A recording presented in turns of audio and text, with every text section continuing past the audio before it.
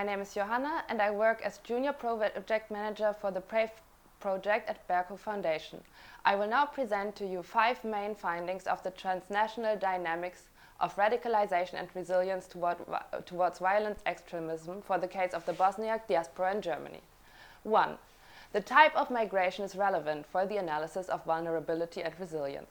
Labor migrants as well as refugees from Bosnia and Herzegovina migrated to Germany in the past, while individuals who left their country involuntarily as refugees carry the trauma of war and flight and are more vulnerable legally, economically and mentally. Labor migrants found a more comfortable situation upon arrival in Germany. Refugees are in need of more financial and spiritual support. This renders them more vulnerable to be influenced by violent extremists, recruiters who promise assistance and stability when adhering to certain ideologies and practices. 2. In the 1990s and 2000s, a crisis of Muslim identity affected the Bosniak diaspora as well as the population in the home countries. Extremist propaganda portrayed and still portrays the war in Bosnia as an attack by the West against the Islamic world. In this context, Muslim countries, particularly Gulf states, sent support to the Muslim population in the Western Balkans. These foreign actors not only deliver humanitarian and financial aid, but also exerted ideological influence with regards to the interpretation of religion. Especially the younger generations were susceptible to these new influences, and this caused a crisis of Muslim identity as well as intergenerational conflict. 3.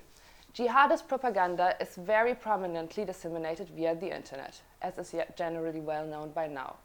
And this is also identified as the space where the diaspora communities and congregations are still not able to compete. These days, Islamic communities must be well equipped and keep up to speed with the discourse in the online world in order to remain credible for young people.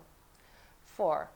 In each Islamic congregation, the imam is the person who interprets the faith. How this interpretation is colored influences the religious practice and belief system of the members of the congregation. So, profound theological education allows the imam to be able to counter radicalizing narratives from the theological angle. Therefore, education of the imam is key to prevent radicalization towards violent extremism. 5. While challenges and needs of the community members changed since the 1990s and 2000s, the experience of affirmation and providing positive role models is still relevant to avoid identity crises to erupt in the current youth. Through the organization of community activities, cultural events, in addition to well-prepared prayers and religious classes, young community members are supported in positively affirming their Bosniak origins and embracing their identity as being multidimensional.